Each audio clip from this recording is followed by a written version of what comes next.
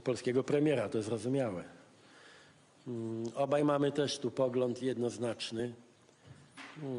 Ja powtórzę te słowa, które wypowiedziałem w Budapeszcie. Nic o Ukrainie bez Ukrainy.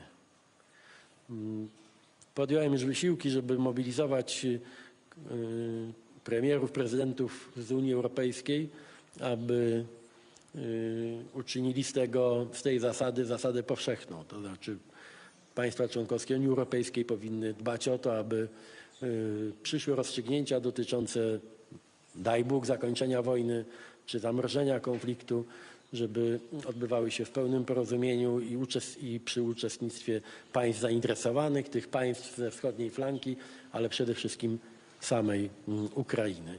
O tym będę rozmawiał także w najbliższych dniach i tygodniach z przywódcami naszych głównych partnerów. Z całą pewnością też współpraca transatlantycka. Myśmy to już sobie nieraz potwierdzali, jeszcze kiedy byłeś premierem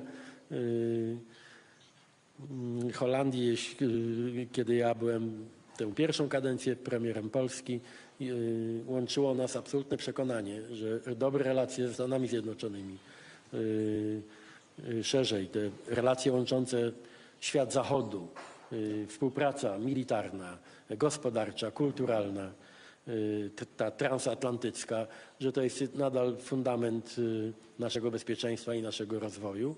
I podzielamy ten sam pogląd, że dzisiaj trzeba zrobić wszystko i że żadne zdarzenia zewnętrzne nie powinny temu przeszkodzić, aby wzmocnić współpracę transatlantycką na rzecz bezpieczeństwa. I możesz tu liczyć na Polskę i na polski rząd, że będziemy tutaj konsekwentni. To jest polska doktryna. Świat jest bezpieczny tak długo, jak długo Stany Zjednoczone, Kanada, Europa, NATO, nasi przyjaciele spoza Unii Europejskiej, Wielka Brytania, Norwegia, tak długo jak jesteśmy razem, tak długo świat jest względnie bezpieczny. Także tu Polska będzie niezwykle solidnym i bardzo konsekwentnym partnerem w tej kwestii. Jeszcze raz dziękuję za te słowa uznania pod adresem Polski i naszych wysiłków. One są ważne, ale nie chodzi przecież o komplementy. Będziemy pracować każdego dnia, aby Europa i Polska były bezpieczniejsze w tym bardzo trudnym czasie.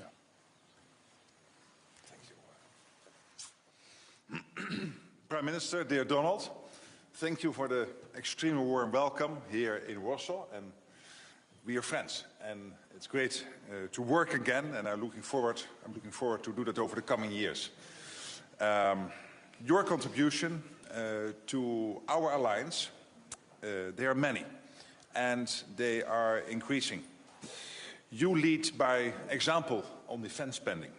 Here it says 4%, but I believe it is now more close to 4.7%. 4% or maybe even 4.7% of GDP. And with that, more than any other NATO ally, you have now the plans in place to make this happen and also to work on this to increase it even further in 2025. With this, you are building one of the biggest armies in NATO. Your troops are deployed in Latvia and in Romania. Polish soldiers contribute to our missions in Kosovo and Iraq. You host one of NATO's multinational battle groups, strengthening our defenses on the eastern flank. You just talked about the reinforcement of the border together with the Baltics and Finland, and I applaud that initiative.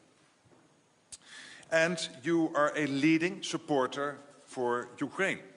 Poland provides crucial military aid and hosts over 1 million Ukrainian refugees, and that might be even much more. And you host the NATO-Ukraine Joint Analysis Training and Education Center.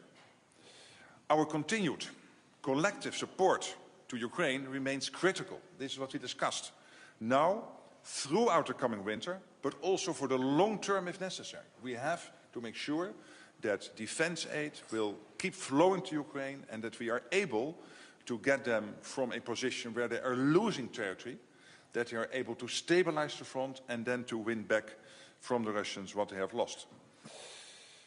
The war has taken a dangerous new turn with North Korean troops now being deployed to Russia. And this is not for free. Putin, our friend in Moscow, he is paying for this.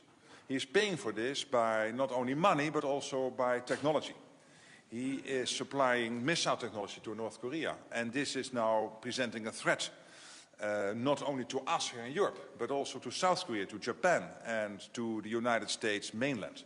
And of course, China is part of the war effort by sanctions circumvention, by dual-use goods. He has a close relationship with Iran, and he is getting military aid from Iran to help him in the war effort against Ukraine. But he is paying in money, and that money is being spent by Iran on continuing its negative influence in the Middle East and beyond. So this is getting more and more a situation where the Euro-Atlantic and the Indo-Pacific really have to be seen as one theater and not as two separate ones. And that's why we have that strong relationship with Japan, South Korea, but also with Australia, New Zealand, and of course with the European Union. And our security, therefore, now more and more is global. And we have to look at this as a global issue. So I welcome Poland's commitment to building the stronger ties with the Indo-Pacific. You are one of the countries really pushing for this. But also, as you just mentioned, your steadfast commitment to supporting Ukraine. Today, we also discussed how we can further strengthen our defenses by investing more in capabilities and ramping up our defense production. This is really critical that we can do that. We need more and better capabilities, and we need them faster, and we also have to implement new insights and learnings in our defense industry.